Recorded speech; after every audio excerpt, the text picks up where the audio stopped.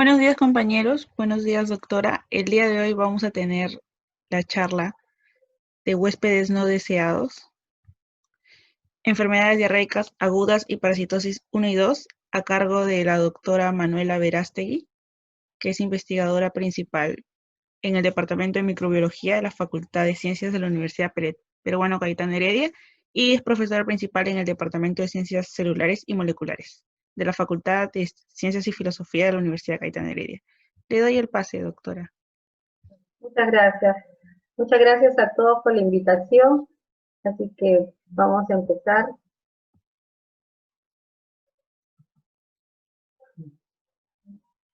No tengo la opción de compartir pantalla, Sí, doctora, la voy a hacer anfitriona por un momento para que pueda Ya. compartir.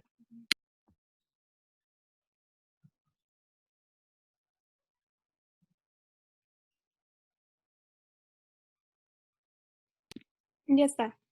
Ya, gracias.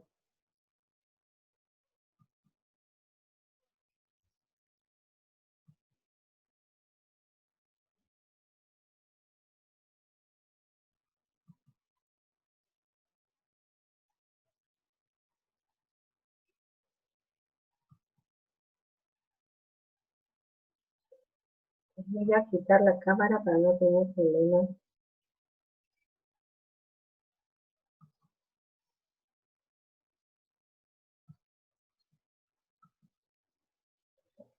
Bueno, buenos días a todos. Eh, Quiero de verdad agradecer al grupo que está organizando esto. Me parece que es muy interesante, sobre todo en esta época, para poder ir refrescando algunos conocimientos o unos temas que ya han sido tomados o que algunos de ustedes van a llevar. En la ponencia de hoy día vamos a hablar un poco sobre parásitos asociados a diarrea. Entre ellos vamos a tomar solamente unos cuantos parásitos que son la causa más importante de causa de diarrea.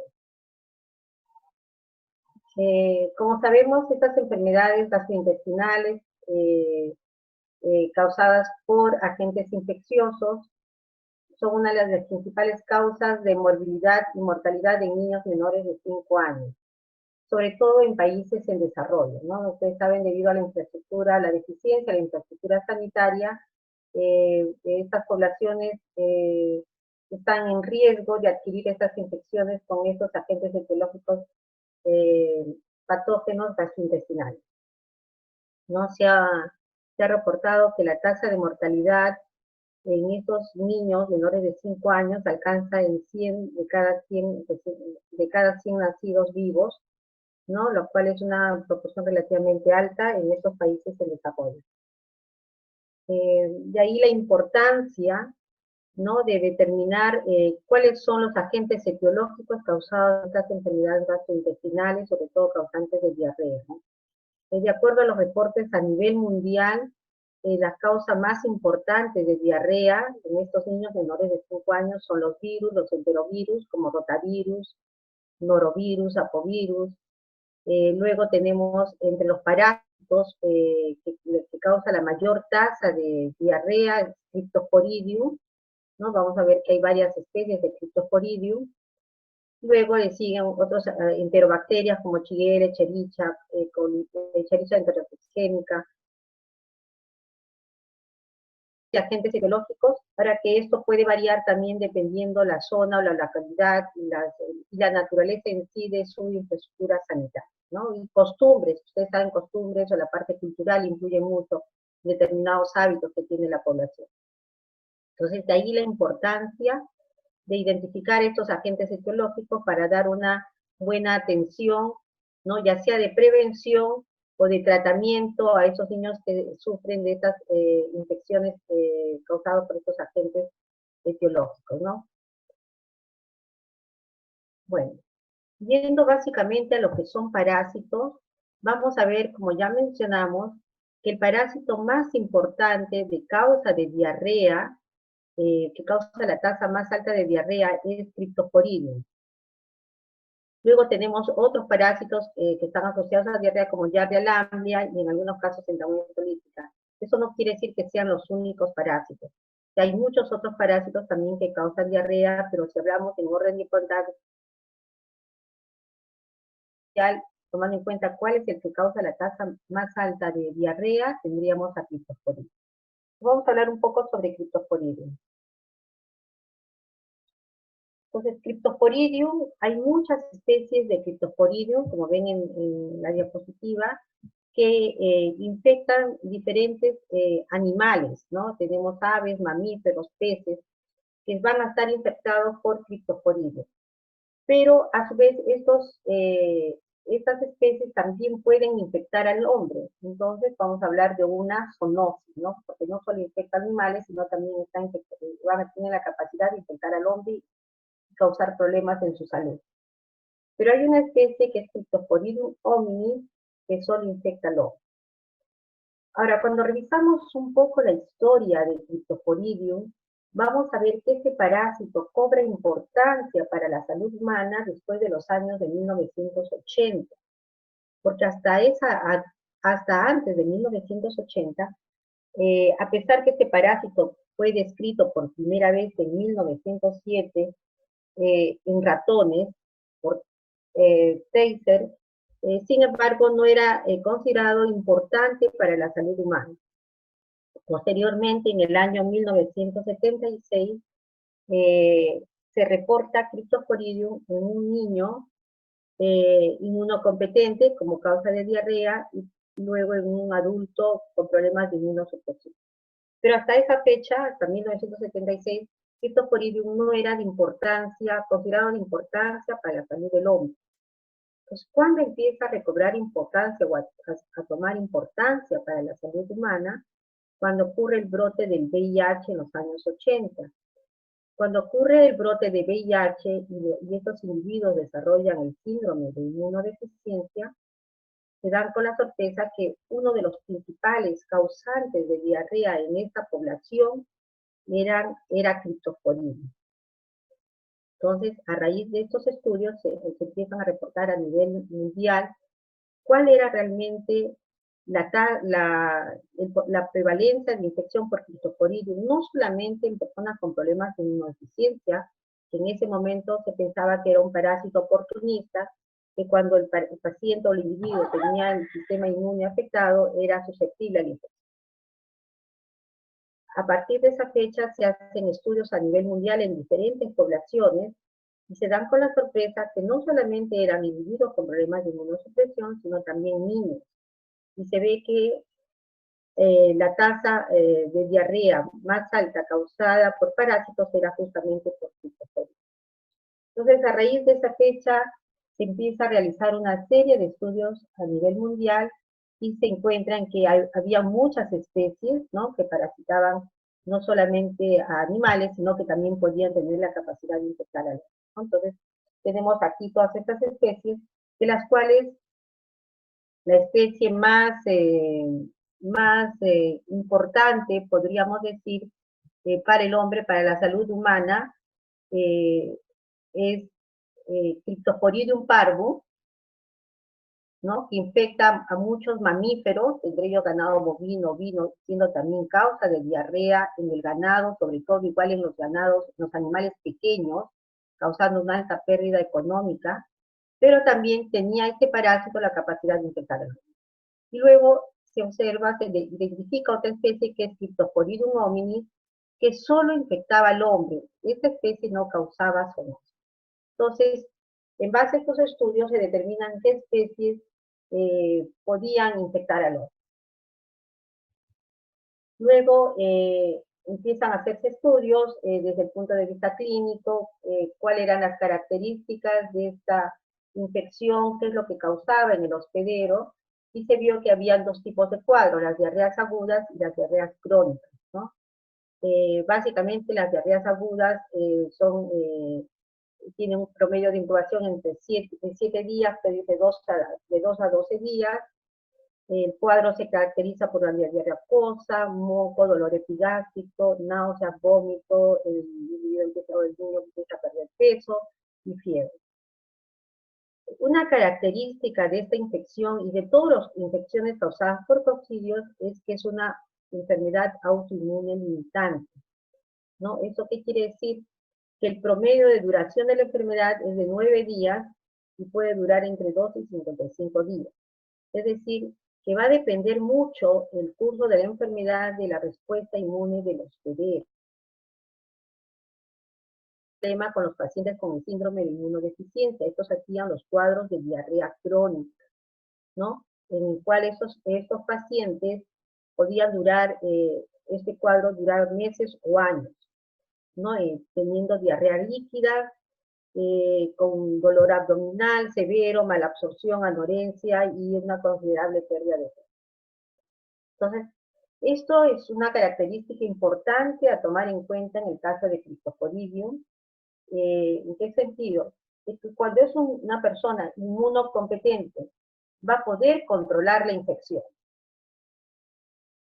Mientras que son personas que tienen problemas de inmunodeficiencia, al no poder su sistema inmune controlar la infección, esas infecciones se pueden hacer crónicas. Entonces, de ahí que la importancia del sistema inmune. Y en el caso, sobre todo, de la infección con Cryptosporidium, no solamente puede infectar a niños, también a personas adultas. Pero el problema se agrava, sobre todo en niños, cuando estos niños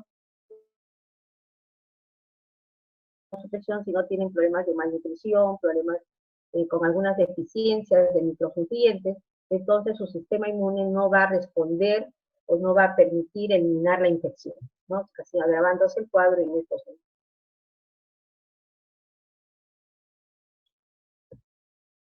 Entonces, hubieron estudios en el Perú tratando de determinar cuáles eran las especies de Cryptosporidium que predominaban en nuestra zona. Y cuando se empezó el estudio, la primera hipótesis era que probablemente la tasa más importante de infección era causada por las especies zoonóticas, ¿no? Por Cryptosporidium parvum, melagris, otras especies. Pero se dieron con la sorpresa en ese estudio de que la tasa de infección causada por Cryptosporidium era mayor con Cryptosporidium hominis, con aquella especie que solo infecta al hombre. Entonces, ¿esto qué quería decir? Vemos que acá el 64%, 65% es causado por Cryptosporidium hominis. Entonces, ¿esto qué quiere decir? Que la contaminación o la infección por Cryptosporidium se lleve a un mal manejo de las excretas humanas o a un mal manejo. Estamos hablando de una transmisión de persona a persona, ya no de animales, porque sabemos que Cryptosporidium hominis parasita solo al hombre, ¿no? A diferencia de Parvum. Parvum sabemos que parasita a otros mamíferos. Entonces, en Parvum podríamos decir hay un mal manejo o una contaminación de los alimentos o de las aguas por restos fecales animales. Pero al encontrar que Cryptosporidium hominis era el más prevalente, nos quiere decir que el manejo de las excretas humanas no es adecuado, o sea, que hay una contaminación de los alimentos, ya sea porque se usen aguas hervidas para infiltrar hortalizas de tallo corto, ya sea porque las personas que manipulan los alimentos no tienen la higiene adecuada, y está haciendo que la transmisión sea más entre persona a persona, ¿no?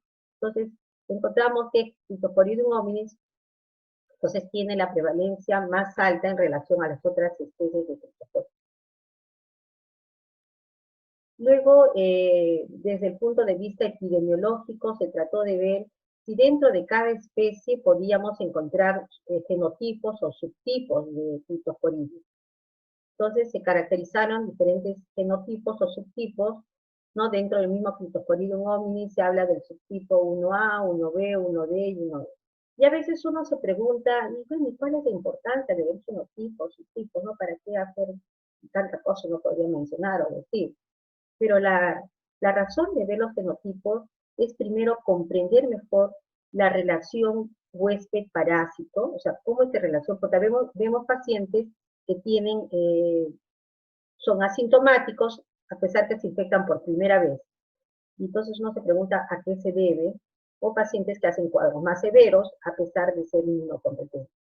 Entonces, la razón de ver estos genotipos es ver si hay fenotipos o subtipos más patogénicos o virulentos en relación a otros, ¿no? Entonces, esa es la razón. Entonces, se empezaron a ver subtipos, genotipos, igual en la misma población de individuos detectados con Cryptosporidium en Perú, en niños, y se encontró que los subtipos que predominaban era el 1A, 1B y 1E, y después teníamos el 1E, ¿no? Y bueno, y las otras especies de Cryptosporidium que causaban zoonoses.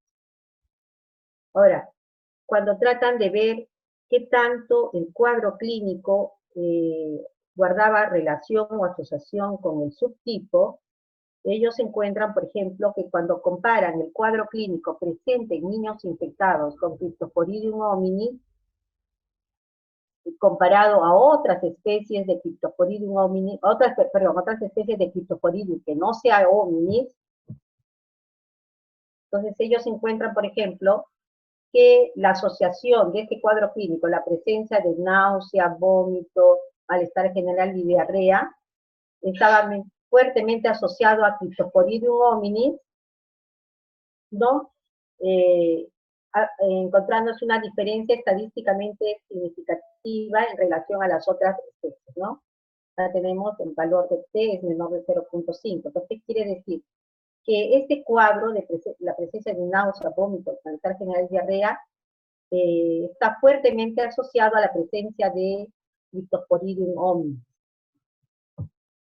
Y luego cuando tratan de ver Cryptosporidium parvum, que es una especie zoonótica que parasita a mamíferos y también al hombre, en relación a otras especies de Cryptosporidium, ven que básicamente el cuadro más importante asociado a Cryptosporidium de parvum es diarrea.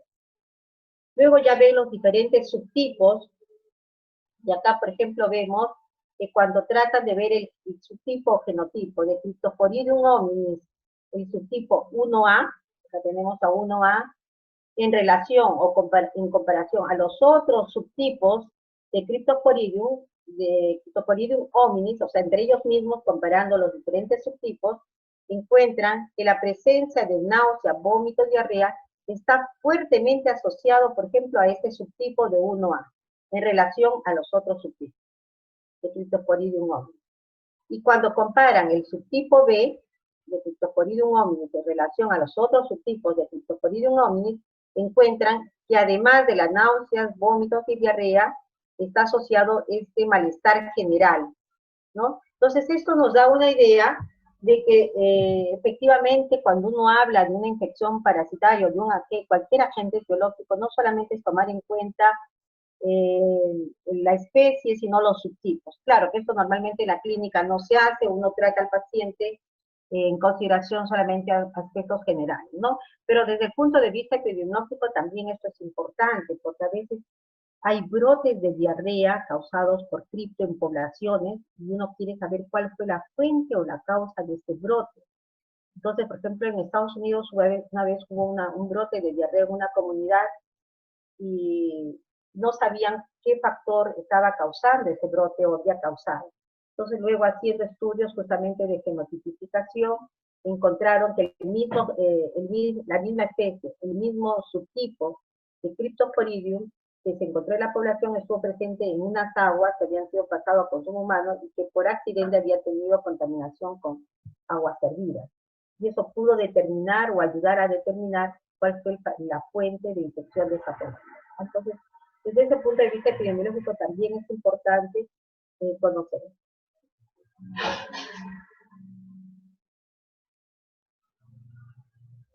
Un segundito, chicos, disculpen un segundito, dime un minutito, un segundito.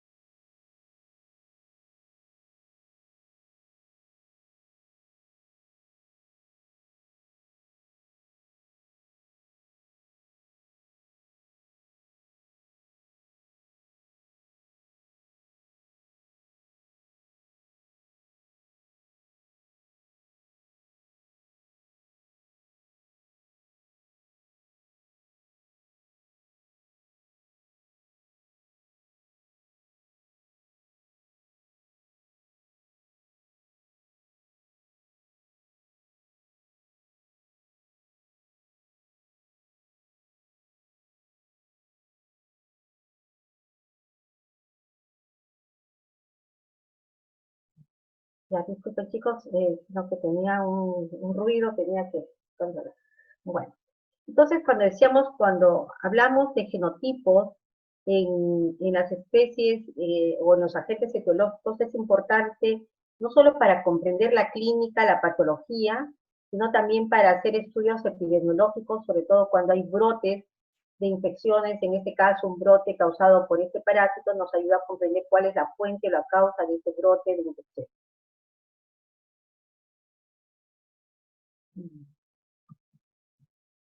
Entonces, cuando hablamos de los factores de riesgo, entonces, si hablamos de Cryptosporidium hominis, como sabemos que es un parásito que parasita netamente al hombre, entonces tenemos que pensar en todos aquellos factores que están netamente asociados a esta especie, sobre todo cuando hablamos de medidas de control. Entonces, ¿qué tenemos que tomar en cuenta? Si las heces humanas están pasando, o esas aguas servidas en las cuales hay heces humanas, están siendo usadas para irrigar, por ejemplo, campos de cultivo, sobre todo de hortalizas de tallo corto, ¿no? Porque esto va a favorecer la proliferación del parásito.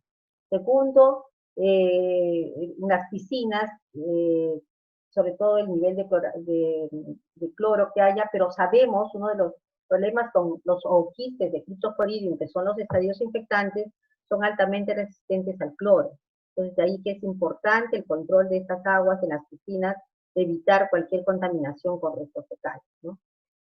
Y todos los factores que estarían asociados básicamente a la contaminación de aguas o alimentos a partir de restos fecales, ¿no? Entonces esto, cuando hablamos de Cryptosporidium hominis, que sabemos que es una especie que netamente infecta al hombre.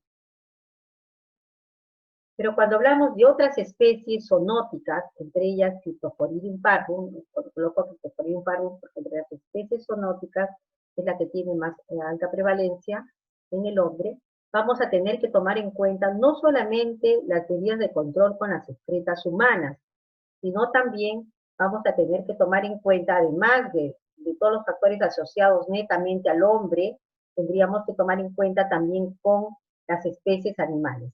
O sea, cómo se manejan las excretas de las especies animales, porque sabemos que estos animales pueden ser hospederos de otras especies de Cryptosporidium como Parvum, Melagridis, ¿no? Y estas heces de estos animales, si contamina, ¿no? Las aguas, y estas aguas pasan a ser usadas para irrigar campos de cultivo o a consumo humano, entonces van a ser también fuente de infección para esta especie de Cryptosporidium.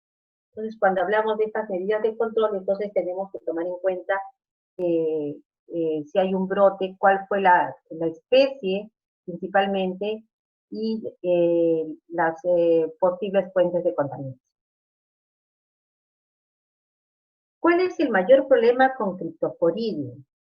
Uno de los mayores problemas con Cryptosporidium es que hasta ahora no existe una droga que permita controlar la infección. En Cryptosporidium no existe una droga. Si revisamos la literatura, encontramos que hay drogas que se reportan que podrían controlar la infección, pero básicamente en personas inmunocompetentes, más no en personas con problemas de inmunodeficiencia o en niños con problemas severos de desnutrición.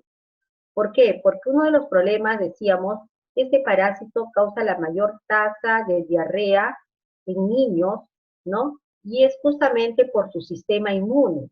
Hay estudios experimentales tratando de comprender por qué en los niños se dan los cuadros más severos de diarrea por cripto y no en personas adultas.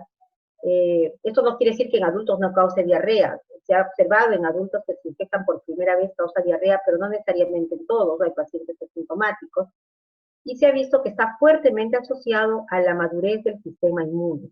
Entonces hay estudios experimentales en los cuales, usando modelos animales, tratan de ver cuál es el rol de este sistema inmune, y se observa en que los niños, por ejemplo, las células dendríticas, las células presentadoras de antígeno a nivel de la mucosa intestinal, son células inmaduras, la población de células es muy baja. Entonces, este factor sería importante porque la respuesta inmune en los niños es baja y hace unos cuadros severos, ¿no? Entonces, al no haber una droga, entonces ahí lo que se recomienda es una hidratación del niño, no evitar que el niño se deshidrate, hacer un buen monitoreo, muchas veces hacer suplementar con algunos micronutrientes como zinc, para activar mejor el sistema inmune, entonces hacer un buen monitoreo en estos niños, ¿no? Entonces, actualmente hay muchos estudios tratando de encontrar una droga que nos permita controlar la infección por criptosporina. No sé si hasta acá tengan alguna pregunta.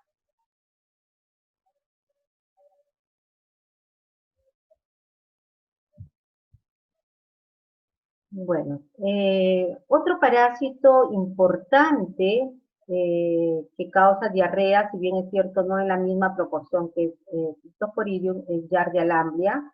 Es un parásito cosmopolita, lo encontramos en diferentes localidades, y si bien es cierto no causa muchas veces los cuadros severos como Cryptosporidium, pero sin embargo es una causa de diarrea también en niños, sobre todo de malestar a nivel intestinal. Al igual que Cryptosporidium, este es un parásito que se localiza en el sistema gastrointestinal, es producto de la contaminación, ¿no?, de aguas o alimentos con restos fecales, en este caso tanto humanos como de animales, porque Giardia lamblia también causa zoonosis. Entonces vamos a tener que tomar en cuenta entre los factores de riesgo, igual las excretas humanas y las excretas de animales que podrían estar contaminando los alimentos o el agua que se consume humano. Cuando hablamos de las manifestaciones clínicas, los síntomas, tenemos entre los cuadros más resaltantes diarrea en el 63% de las personas infectadas. Hay déficit de absorción de carbohidratos como la lactosa, puede haber estreñimiento, flatulencia, cetorrea, y una serie de síntomas que van disminuyendo dependiendo también del estatus del individuo. O sea, recuerden que cuando hablamos de cuadros clínicos, no es una tabla rígida, ¿no? Vemos que pacientes que presentan en menor o proporción grado determinados síntomas, que básicamente está asociado, decíamos, a factores propios del hospedero, como puede ser del grupo etario, puede ser del sistema inmune, puede ser una serie de factores que vamos a ver, o también puede ser debido al mismo parásito, a las características propias del mismo parásito, como hablábamos de los genotipos. Entonces, cuando hablamos de esa interacción huésped-parásito, vamos a ver que hay individuos o hay pacientes o hay niños que hacen cuadros de diarrea fulminante, cuadros severos, como hay pacientes que son asintomáticos. Entonces uno se pregunta, ¿qué hace o qué determina que se dé o no se dé la enfermedad, ¿no? Entonces uno se pregunta, ¿qué cosa está determinando? Entonces, como ya mencionamos en Crito, puede ser la cepa, o sea, el genotipo, el subtipo de Giardia, en este caso, que podría estar infectando al niño. Otro es cómo es la fuente nutricional de ese individuo, ¿no? Si es un paciente, es un individuo con una dieta deficiente en algunos micronutrientes, es un individuo desnutrido, entonces probablemente el cuadro va a ser mucho más severo. Otro factor importante que determina estos cuadros de diarrea, que sea severo o menos severo, o sean asintomáticos, va a ser si hay coinfección con alguno otro enteropatógeno. Eso es muy importante. Recuerden que a veces una persona no solamente puede tener un patógeno, sino puede tener más de un patógeno a nivel del sistema gastrointestinal o cualquier otra vía, ¿no? Otro factor importante es la microbiota. Recuerden que la microbiota cumple un rol muy, muy importante porque se encarga de proteger, ¿no? En el caso del tracto intestinal, la mucosa intestinal de libación de cualquier agente patógeno. Y no solo proteger de alguna invasión por algún agente patógeno, sino también le da integridad, hace que la mucosa intestinal esté sana, pueda tener una buena respuesta frente a cualquier agente externo. Luego tenemos los factores genéticos. Hay factores genéticos de por sí que van a predisponer a un individuo en relación a otro a determinadas infecciones, y tenemos el sistema inmune, ¿no? Recordemos que el sistema inmune es muy importante. Si son personas con algún problema inmunológico, van a ser más susceptibles si son personas o niños que tienen un sistema inmune inmaduro, también van a ser más susceptibles de hacer los cuadros más. Entonces, estos factores son los determinantes por qué vamos a encontrar pacientes con cuadros severos o menos severos, o pacientes asintomáticos y pacientes sintomáticos. Luego que ocurre la infección, entonces puede ser o que sea un individuo asintomático o puede ser un individuo sintomático, en el cual podemos observar daño de la mucosa intestinal, atrofia de las microvascularidades intestinales, infiltración de células inflamatorias, y todo esto causa o altera la mucosa intestinal, lo que va a causar una serie de alteraciones como la mala absorción de muchos nutrientes.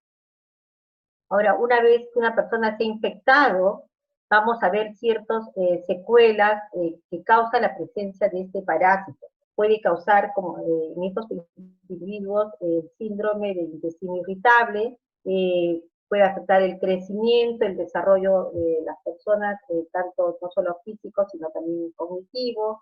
Se habla de una urticaria, que básicamente son reacciones inflamatorias que estarían causando la presencia del parásito. Entonces, en el caso de Giardia lamblia, pero no solamente en Giardia lamblia, podríamos tomar este ejemplo, me gusta mucho porque ilustra cómo es la interacción del patógeno con la mucosa intestinal. Vamos a ver que tenemos la mucosa intestinal íntegra, tenemos las células epiteliales de la mucosa intestinal, tenemos las microvellosidades, y estas microvellosidades están cubiertas por una microbiota, ¿no? que sirve de barrera, pero a la vez también en la microbiota tenemos un mucus que sirve de barrera protectora de la mucosa intestinal. Entonces, cuando llega el parásito, llega Giardia lamblia, lo primero que tiene que vencer este parásito es esta barrera física, que es el mucus, porque su meta del parásito es llegar y adherirse a las células epiteliales del intestino. Entonces uno se pregunta, ¿cómo hace este parásito para poder adherirse a esta mucosa intestinal, sobre todas las células epiteliales? Tiene que atravesar toda una barrera, que es el mucus, tenemos la microbiota. Entonces el parásito empieza a secretar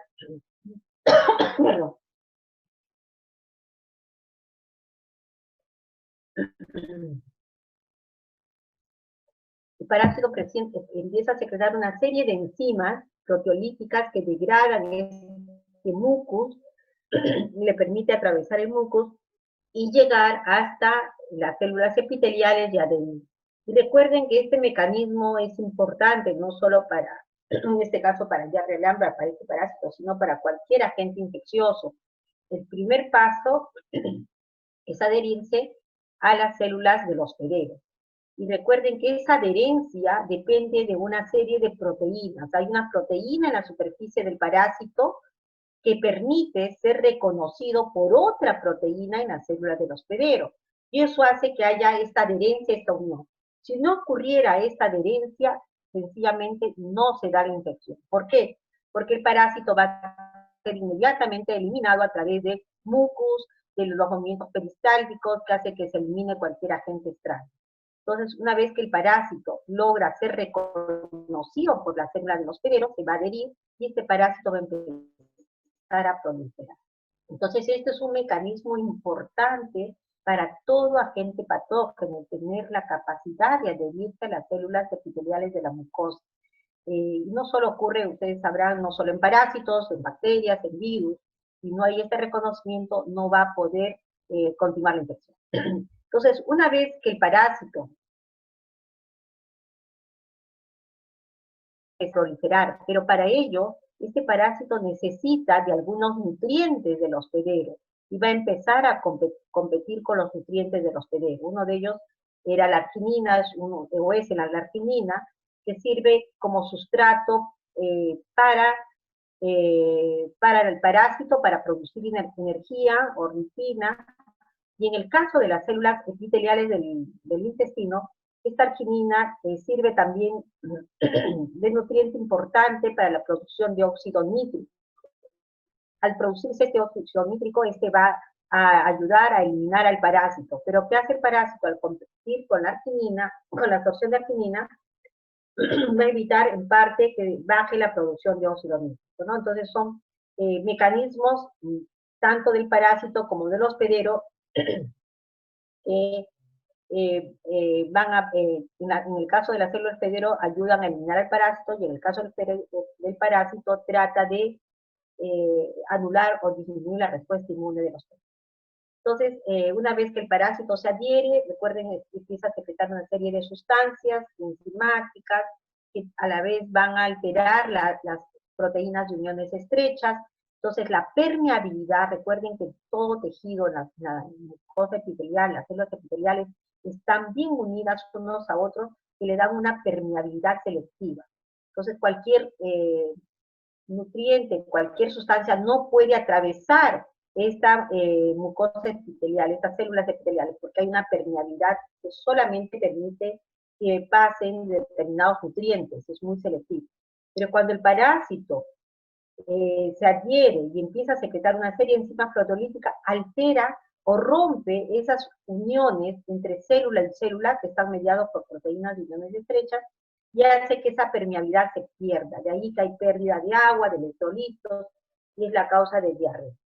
Entonces tenemos que hay, en ese mecanismo de interacción entre el parásito y el hospedero, hay una serie de factores que están mediando esto, y dependiendo cómo se defiende el hospedero, de las características propias del hospedero, que puede estar en base a su nivel nutricional, su sistema inmune, pueda llegar a controlar la infección, o sencillamente el parásito logra establecerse y perdurar durante un tiempo definido mientras el paciente no reciba un adecuado tratamiento, ¿no? Entonces recuerden que esa es una interacción entre el patógeno y la célula. Recuerden que el hospedero también se defiende ante cualquier invasión. Tenemos las células dendríticas, que son las células presentadoras de antígenos, que van a activar los linfocitos, tanto B como el T, que empiezan a hacer secreción de determinadas citoquinas en el afán de eliminar al parásito.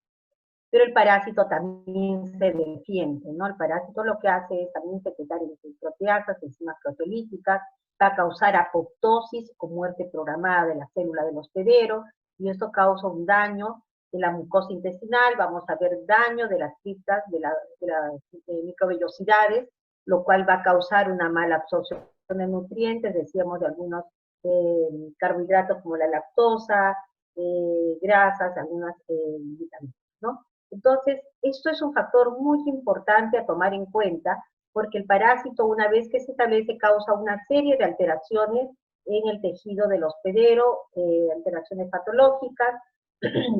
Vamos a ver disbiosis, que decíamos también va a alterar la microbiota, ¿no? Y esto va a ser un factor importante a tomar en cuenta en la patología, ¿no? Entonces, en este mecanismo de interacción, entonces es importante tomar todas estas consideraciones. ¿Cómo es que el parásito logra implantarse y el daño que va a causar a nivel de la mucosa? Bueno, hablamos de la respuesta inmune. Recuerden, las células epiteliales, todo esto viene a ser las células epiteliales. Hay una serie de células,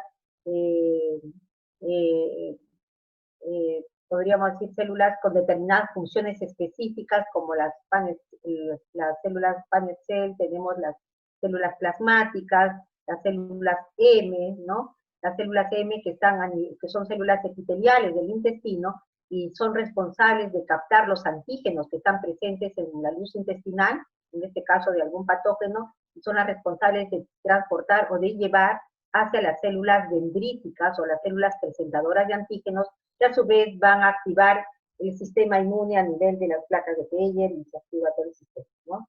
También tenemos que estas células dendríticas no se representan a las células T, también las células B, que activan la producción de anticuerpos. Recuerden que una respuesta inmune importante es la respuesta inmune de anticuerpos secretores, que son la inmunoglobulina A, que cumple un rol importante a nivel de la mucosa, ¿no? Y tenemos también los panel cells, que son células que van a producir péptidos antimicrobianos, que tienen la función de proteger igual la mucosa.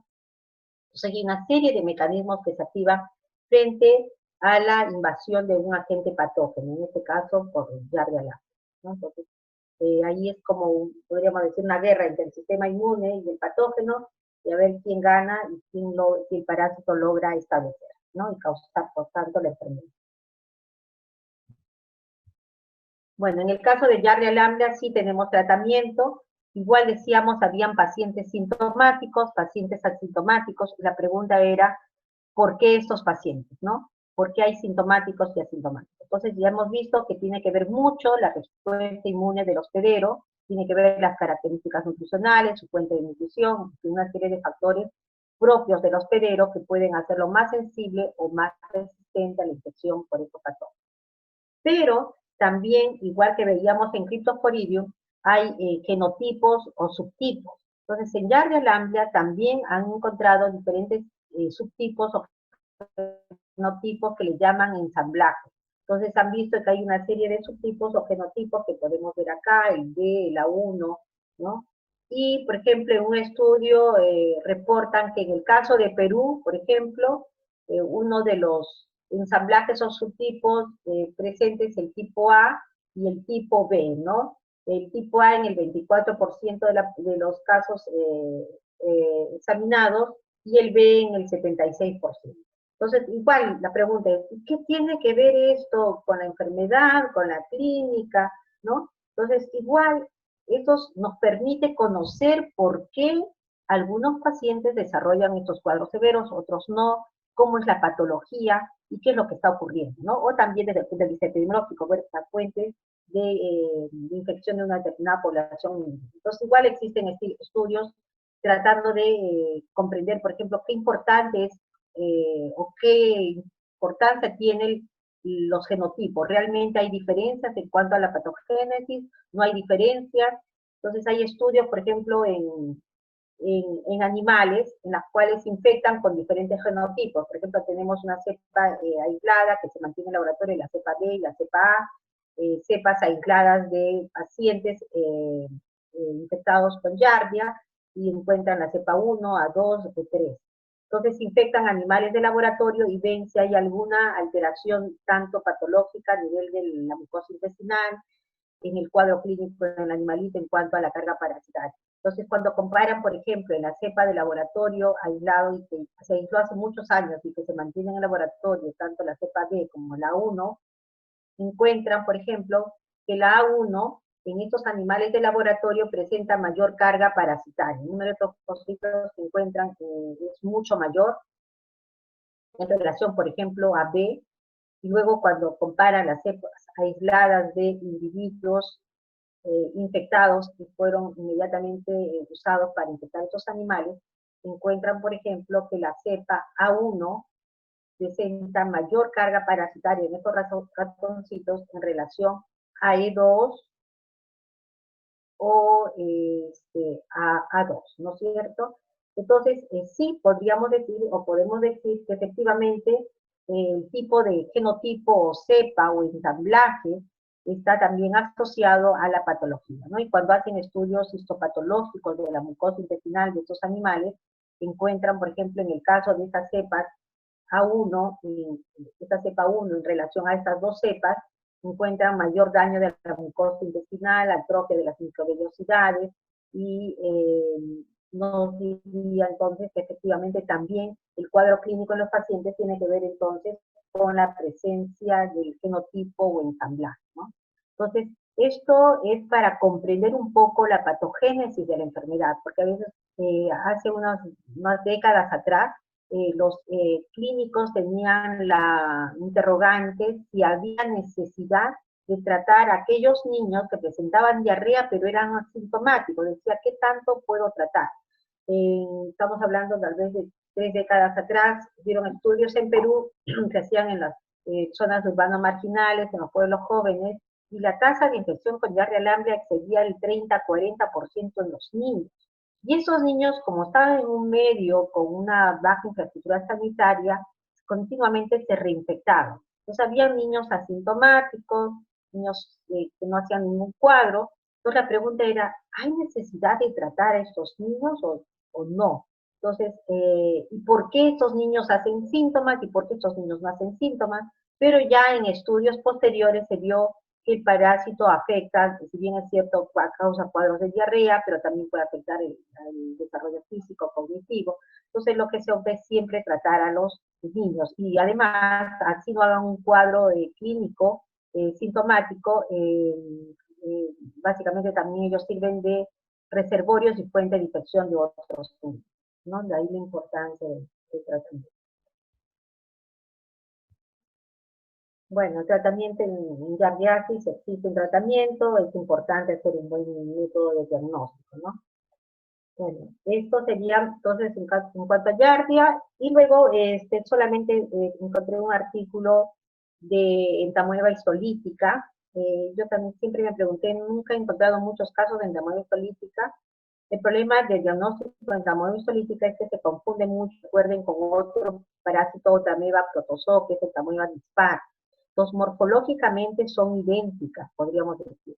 Que si nosotros hacemos un diagnóstico parasitológico y encontramos estos quistes tetranucleados o encontramos el trofozoito, es muy complicado, a no ser que sean coloraciones, tratemos de ver las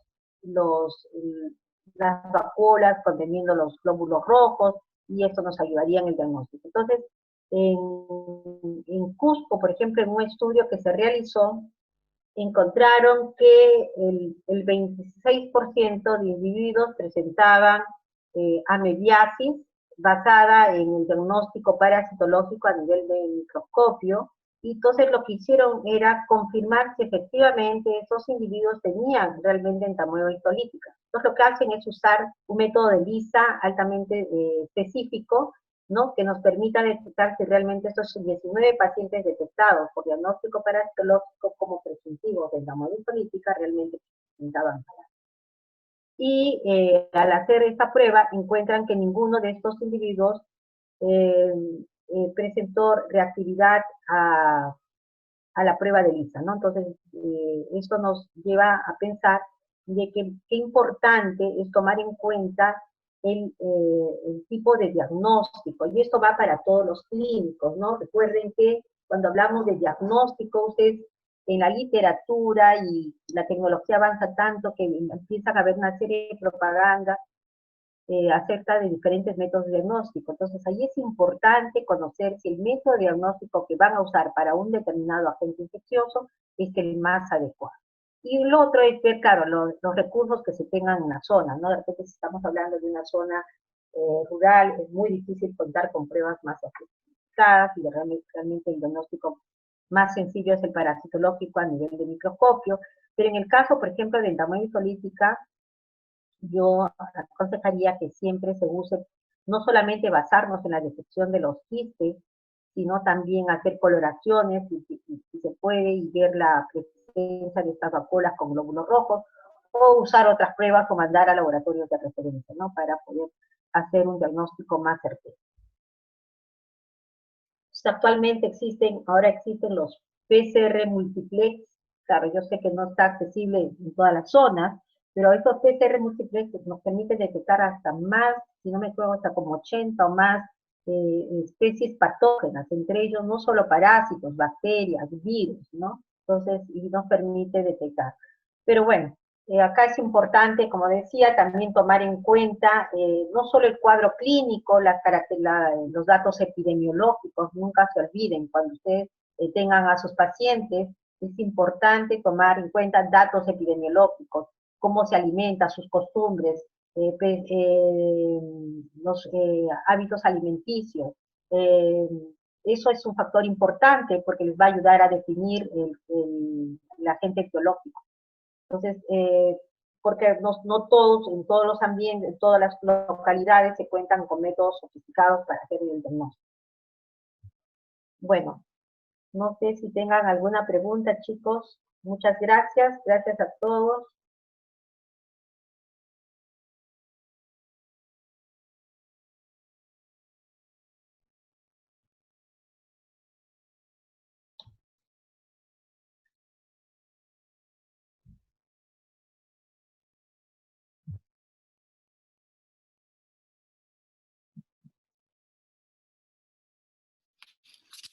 Doctora, parece que hay una pregunta en el chat. Ah, ya, sí, dice. ¿Usted conoce Se puede mencionar métodos para encontrar carga para estar específicamente en protozoos, como giardia, que se puede encontrar presente en comida, ensaladas.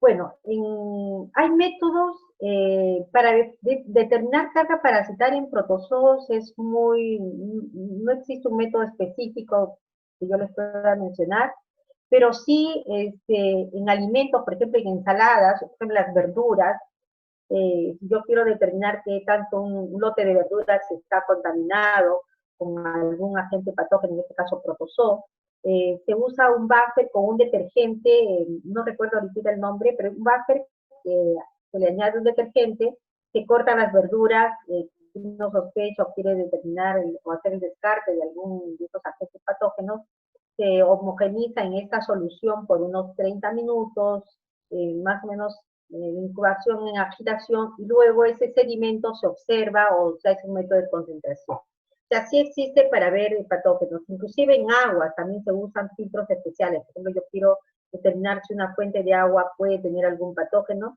Entonces se usan unos filtros especiales y se dejan pasar a través de esos filtros litros y litros de agua, y luego estos filtros se sacan y se someten igual a un buffer en agitación, y se trata de desprender cualquier agente patógeno que sea adherido a estos filtros y de esa forma hacer el diagnóstico. O sea, sí existen en caso de verduras. Cuantificar, claro, podríamos cuantificar en base de repente al peso, ¿no? Si yo tengo una forma indirecta, podría ser si yo puse, no sé, 100 gramos de una verdura X en ese buffer, en un litro de buffer, les digo que este BS más un detergente que no recuerdo ahorita el nombre, y luego veo, examino este sedimento, podría inferir de repente, ¿no?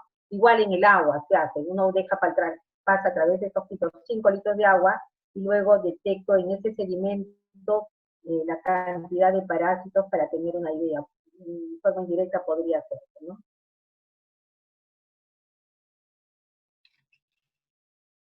Me dice, ¿cuál es la frecuencia de que la yardiasis sea capaz de causar anemia?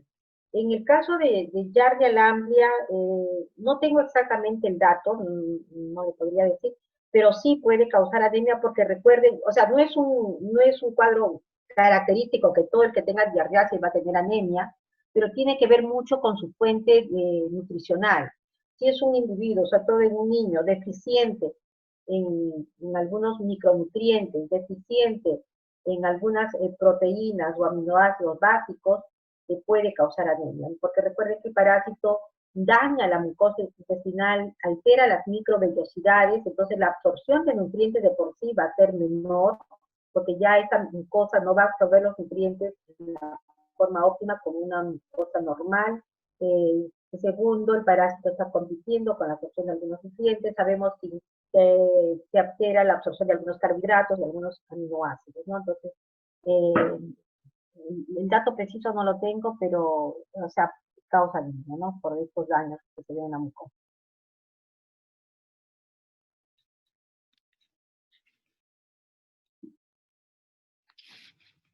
Chicos, si alguien más tiene una pregunta, la puede hacer por el chat.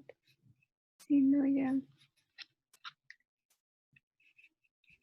Parece que ya no hay más preguntas, doctora. Muchas gracias por la ponencia de hoy día. Ya, gracias a ustedes, chicos. Gracias por la invitación. Me parece muy bien que hagan este tipo de ponencias. Sigan adelante. Estamos en una época muy, muy difícil para todos, chicos. Yo entiendo, tal vez muchos de ustedes tienen problemas en casa, ya sea familiar, económico, pero sigamos adelante. No perdamos la fe, la esperanza, y sigan con sus metas adelante, ¿no? Ustedes saben que el éxito está en la perseverancia. Cuídense, que Dios los bendiga a cada uno de ustedes. Muchas gracias, doctora. De nada.